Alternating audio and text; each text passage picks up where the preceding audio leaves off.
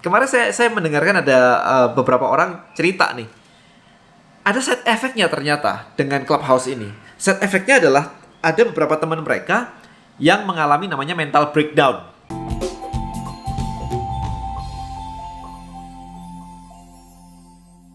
Alright guys, sekarang ini lagi rame banget ya sosial media baru yang disebut dengan Clubhouse. Jadi saya punya beberapa notes ini yang cukup menarik sih, cukup interesting sih. Jadi buat Anda yang belum tahu apa itu Clubhouse ya. Clubhouse itu kayak bayangin aja kayak zaman dulu. Saya nggak tahu Anda masih ngikutin atau enggak. Zaman dulu banget itu ada namanya radio CB. Jadi orang nge-break gitu ya, pakai HT, pakai walkie-talkie gitu kayak ya ngobrol ngalor ngidul gitu kan, cerita-cerita sama teman dan sebagainya. Nah, imagine Clubhouse ini adalah radio CB 2.0. Jadi bedanya adalah kalau dulu kan ya bener-bener manual banget, gantian kalau ngomong. Kalau sekarang ini lebih interaktif. Jadi tiba-tiba ada yang bisa datang, kemudian kita sapa mereka dan kemudian mereka bisa nyaut. Lebih interaktif. Audiensnya siapa kita kelihatan, oh ada yang nonton nih siapa ya, ada yang dengerin nih siapa ya. Alright, so langsung kita panggil aja. Itu bedanya. Sementara kalau radio CB zaman dulu kan kita nggak tahu ya siapa yang dengerin ya, siapa yang lagi tune in di channel tersebut, di angka frekuensi tersebut. Kita nggak pernah tahu gitu. Jadi with Clubhouse itu semua jadi bisa gitu. So interesting enough karena kalau saya ngebayangin di dunia nyata, di dunia real sendiri, kita itu cenderung memang ngumpul. Orang-orang kita semuanya sih, itu memang ngumpul-ngumpul, ngobrol-ngobrol. Jadi, saya tulis di sini nih, Clubhouse itu kayak orang kongkoh-kongkoh gitu ya, ngobrol-ngobrol di warung kopi begitu. Kemudian di sosial mediakan. Ya, itu yang saya alami sih kayak begitu sih sebenarnya sih. Kayak tiba-tiba bisa ketemu banyak orang, tiba-tiba ketemu orang-orang yang biasanya susah dihubungin. Lebih kayak kalau buat saya pribadi nih, hari ini ya. Ini Clubhouse masih kira-kira I think masih 2 mingguan di Indonesia. So yang saya rasain itu kayak datang ke event seminar dengan pembicara-pembicara keren. Kemudian kita tiba-tiba bisa kayak ngobrol sama mereka, kita bisa nanya dan dijawab sama mereka langsung kayak begitu. Istilahnya kayak ya sama kayak kita di sebuah warung kopi lagi ngobrol berdua begini, ada beberapa teman yang ikut yang dengerin, tahu-tahu ada teman kita yang lewat dan kita sapa gitu. Hey, udah lama nih gak ketemu ya, ketemunya kok di sini malahan. Yuk ngobrol bareng yuk gitu. So it's like kayak serendipity, kayak kebetulan yang udah lama gak ketemuan tiba-tiba bisa ketemuan. Nah, itu yang terjadi saat itu fenomena di Clubhouse seperti ini. Hari ini kayak begitu. Dan apakah ini akan berlanjut ke depannya? I have no idea karena ketika sudah semakin banyak orang memakai Clubhouse, pasti diskusinya pasti berbeda. Hari ini Clubhouse itu top down gitu ya. Jadi top down, beda dengan TikTok. Saya akan ke sana berikutnya. Tapi berikutnya adalah hal berikutnya yang perlu saya highlight adalah di Clubhouse itu ilegal sebenarnya untuk menyimpan atau merekam konten untuk disebarluaskan. Itu sebenarnya ilegal, ada di community guideline mereka. Karena tidak di-save, maka ini menjadi FOMO, fear of missing out. Dan ini menjadi viral. Karena semua orang kayak cerita di Instagramnya gitu kayak saya sepanggung dengan ini nih. Saya ngobrol dengan ini nih, jadi di screenshot nama dia, sebelahnya ada nama orang idolanya gitu, atau panutannya, atau gurunya, atau mentornya gitu. Sepanggung itu membuat mereka itu benar-benar kayak viral, jadi kayak disebar-sebarin, dan itu bikin orang lain fear of missing out. Jadi semua pada kesana. Ini tips buat yang punya jualan iPhone ya, jualan sekarang, mumpung belum ada versi Androidnya. Karena kalau Anda jualan sekarang, ya memanfaatkan momen viral FOMO ini. Itu ada wave yang bisa Anda tunggangin. So anyway, hopefully jualan Anda laku di sini. Cuman menariknya adalah kemarin saya mendengarkan ada beberapa orang cerita nih. Ada side effect-nya ternyata dengan Clubhouse ini. Side effect-nya adalah ada beberapa teman mereka yang mengalami namanya mental breakdown. Ya, jadi mental breakdown itu ada yang stres, ada yang depresi gitu kan. Kenapa? Why? Gitu. Karena kata mereka adalah di Clubhouse ini mereka melihat hidup orang kok kayak gitu ya. Kemarin ada topik satu ruangan yang apakah gaji 250 juta itu wajar atau itu terlalu dibesar-besarkan. Lebay banget sih gaji segitu, kayaknya itu nggak mungkin deh. Dan diskusi di dalamnya ada yang bilang, wah tergantung circle lu, tergantung lingkunganmu. Kalau lingkunganmu UMR semua ya dapetin 250 juta sebulan, itu sih kayak mimpi banget. Tapi ada orang yang bilang kayak, lah itu mah kecil banget ya. Gua dan teman-teman tuh rata-rata di 500 juta sampai 1 miliar loh. Nah, diskusi yang ada gap kayak begini dan dikeluarkan begitu saja tanpa melihat siapa, lokasinya di mana, ya kan, event apa, itu membuat pendengar yang tidak tahu, tidak memiliki lingkungan yang sama, itu akan merasa bahwa buset, di luar tuh 500 juta ya. Aku udah kerja mati-matian, bangun pagi, tidur malam, kadang nggak tidur, gajiku UMR. Nah ini bikin orang itu stres. Nah, most people in Indonesia itu gajinya nggak 500 juta, men. Like kayak Anda gaji 100 juta itu sudah termasuk top, kayak cuma 1% gitu, kayak bener-bener up banget. Bisa nggak? Bisa. 250 bisa nggak? Bisa gitu. Tapi itu bener-bener kecil banget. Nah, ketika Clubhouse ini menjadi lebih massal dan banyak orang mendengarkan kayak begitu, omongan-omongan yang tidak difilter, akan terjadi mental breakdown tadi. Why? Nah, ini dia. Ada dua hal sebenarnya yang saya highlight di sini. Yang pertama adalah strategi penetrasi Clubhouse ke market itu adalah top down. Jadi Clubhouse itu dimulai dengan influencer, KOL, orang-orang top. Anda lihat deh sekarang, ruangannya itu begitu orang mengatakan bahwa diskusinya daging semua. Kayak daging semua gitu. Ini ngebahas itu, ngebahas teknologi, ngebahas entrepreneurship, ngebahas bisnis, ngebahas investasi. Top semua begitu. Top down.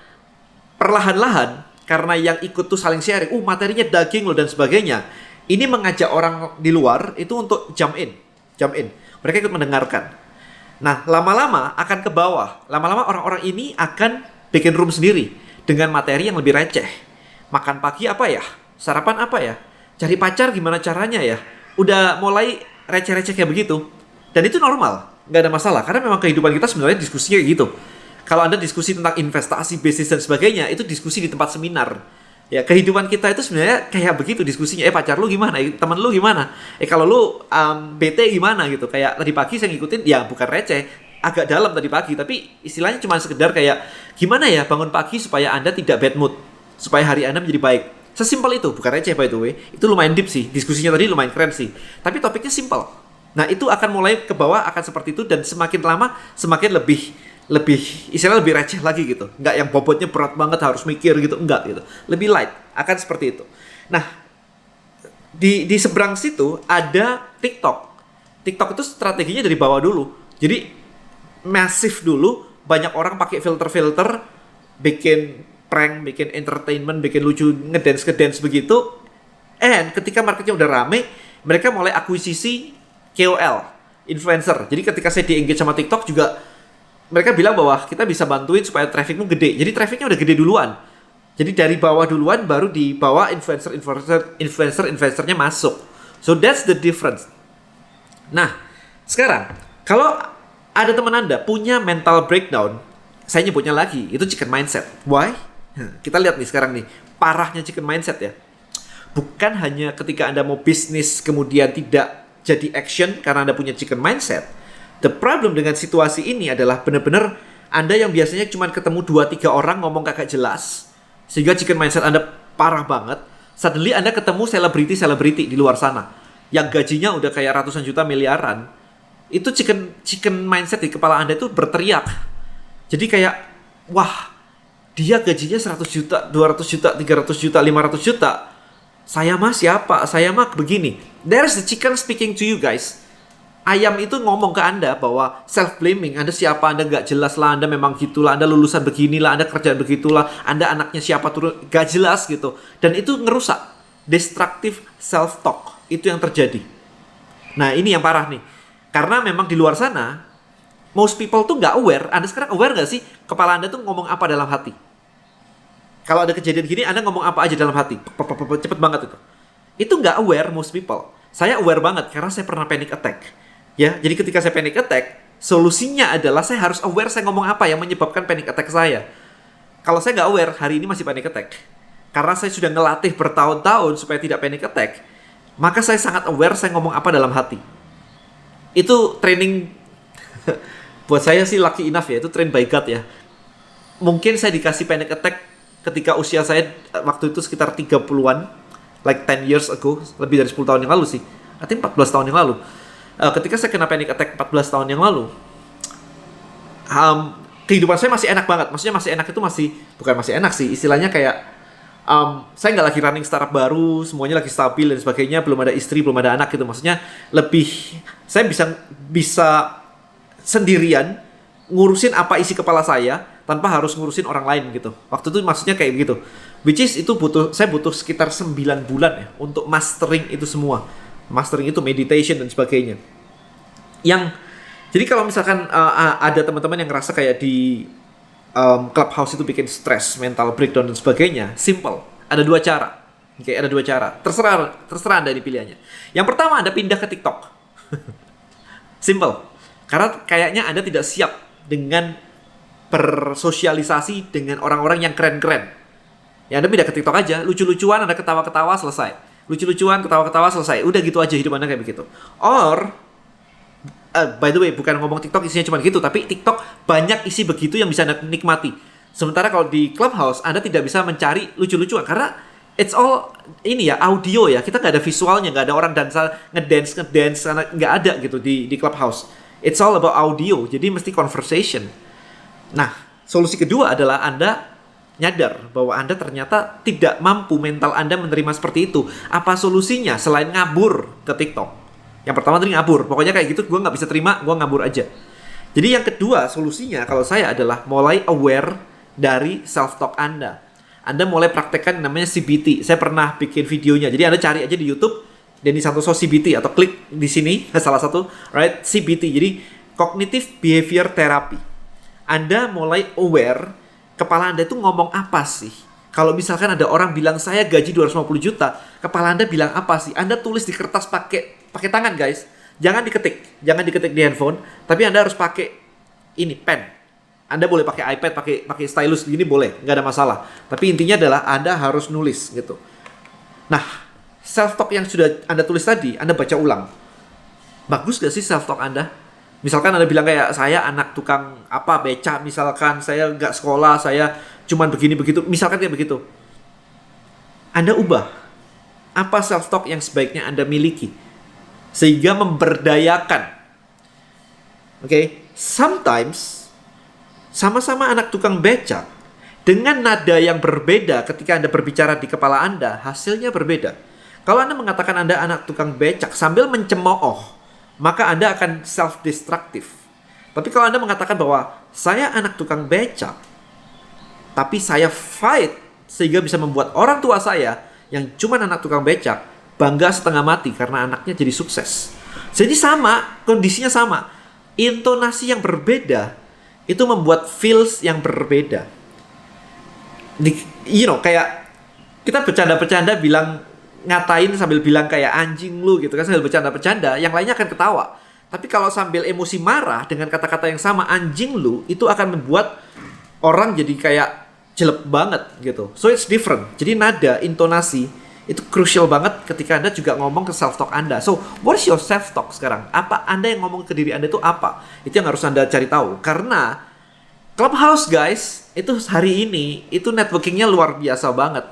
Karena semua orang top, Anda lihat top of the industry, itu semua lagi ada di Clubhouse. Like majority of it lagi ada di Clubhouse. Jadi ini kesempatan Anda. Anda kenalan nggak ke mereka? Anda nanya nggak ke mereka? Anda follow up nggak ke mereka?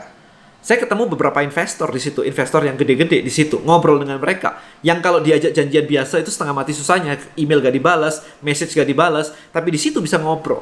So that's the benefit. Apakah Anda mau ngabur? Atau nggak pakai sama sekali? Atau Anda memanfaatkan? Karena banyak orang itu bertanya kayak, Dan kalau mau networking di mana? So this is the answer guys. Ini adalah jawabannya. Anda bisa manfaatin. Tapi pertanyaan yang berikutnya adalah, ketika peluang itu muncul, Anda siap atau enggak? Ketika investor bilang bisnismu apa, Anda bisa jelasin enggak? Balik lagi di tangan Anda. Alright, so follow my Clubhouse guys @Denny Santoso. Saya berkala mengadakan room dengan konten-konten yang luar biasa banget. Last night kita kedatangan tamu dari LA, Los Angeles, US. Kita ngomongin growth hack. I think 2 hari lagi saya juga akan undang satu orang lagi dari US juga, growth hack. Dan I think seminggu lagi kita akan undang ex-directornya Facebook, director of produknya Facebook yang bikin produknya Facebook, dan sekarang menjabat di VP Growth of Shopify. Jadi ngegedein company-nya Shopify. Jadi materinya international event, keren banget. It's free. Be there guys. Just follow my account @Denny Santoso. Thank you so much and see you in next video. Bye-bye.